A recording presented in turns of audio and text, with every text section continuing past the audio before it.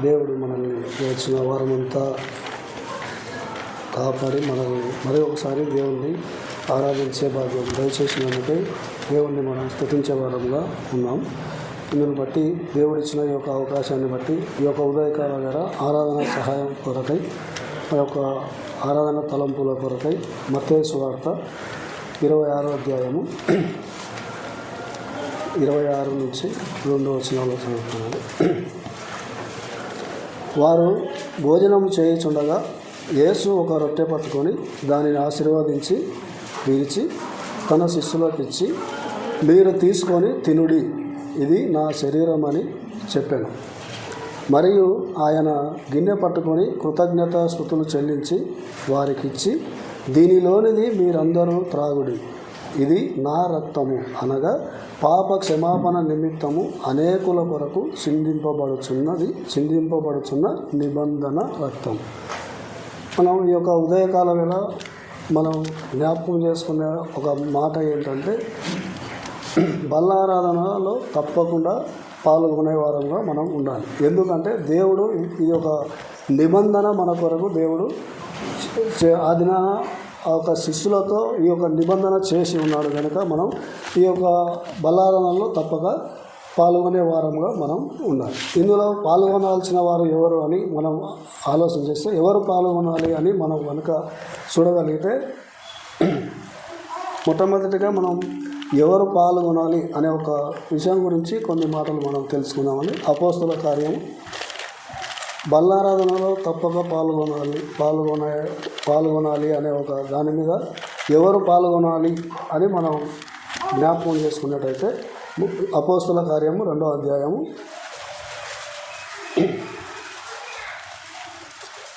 38వ వచనం చదువుతానండి.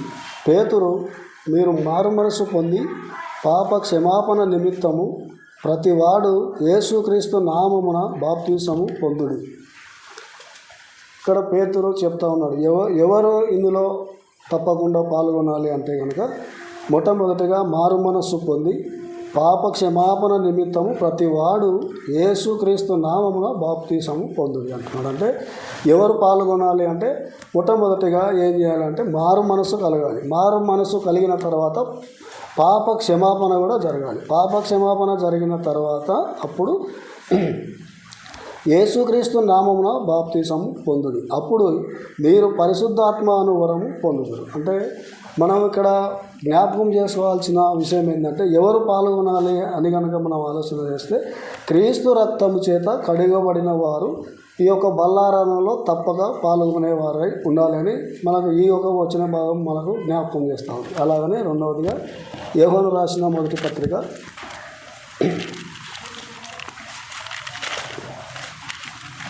1వ అధ్యాయం 1వ వచనం నుంచి కొన్ని వచనాలు చదువుతున్నాను.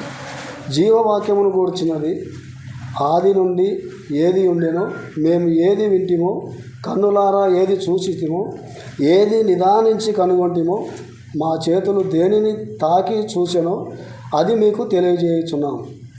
ఆ జీవము ప్రత్యక్షమాయను, తండ్రి యొద్ద ఉండి మాకు ప్రత్యక్షమైన ఆ నిత్య జీవమును మేము చూసి ఆ జీవమును గురించి సాక్ష్యమిచ్చుచు దానిని మీకు తెలియపరచుచున్నాము.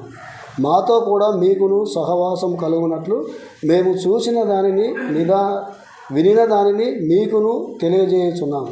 మన సహవాసం అయితే తండ్రితో కూడాను ఆయన కుమారుడైన యేసుక్రీస్తుతో కూడాను ఉన్నది. ఈ యొక్క వచన భాగంలో మనం గమనించవలసింది ఏంటంటే, మరి ఎవరు పాల్గొనాలి అంటే కనుక, మొదటిగా మనం యేసుక్రీస్తు రక్తం చేత కడగబడిన వారు ఇందులో పాల్గొనాలి అని మనం తెలుసుకున్నాం. ఇది రెండవ మాటగా యేసుక్రీస్తుతో సహవాసం కలిగి ఉన్నవారు ఇందులో తప్పకుండా పాల్గొనాలి అని మనం ఈ యొక్క వచ్చిన భాగంలో మనం జ్ఞాపకం చేసుకున్నాం. అలాగనే మూడవదిగా కొరింథీయులకు రాసిన మొదటి పత్రిక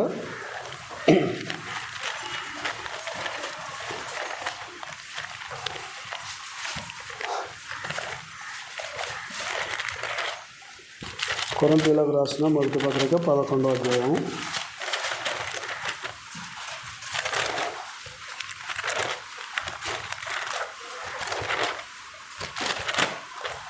11 పదకొండవ అధ్యాయం 28వ వచనం భాగం చదువుతున్నాను.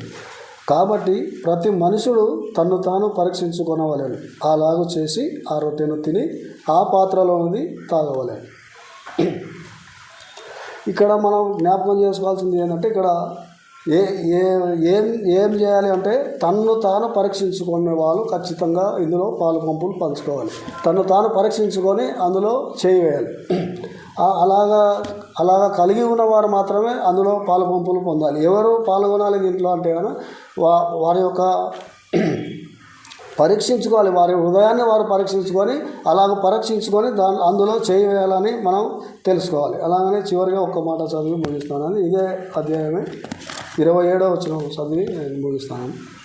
కాబట్టి ఎవడు అయోగ్యముగా ప్రభువు యొక్క రొట్టెను తినునో లేక ఆయన పాత్రలోనిది తాగునో వాడు ప్రభు యొక్కయు శరీరమును గూర్చియు రక్తమును గూర్చియు అపరాధి అగును. అంటే ఎవరైతే అయోగ్యముగా చేయి వేస్తే వాళ్ళు ఏమవుతారంటే అపరాధి అవుతారు. అందుకే ఈ సందర్భంలో మనం జ్ఞాపకం ఉంచుకోవాల్సింది ఏంటంటే, యోగ్యమైన జీవితం గలవారు ఇందులో పాల్గొనాలి. తప్పకుండా ఇందులో పాల్గొనేవారుగా, యోగ్యమైన జీవితం కలిగిన వారు తప్పకుండా ఇందులో పాల్గొనాలని ఈ యొక్క వచన భాగం మనకు తెలియజేస్తుంది.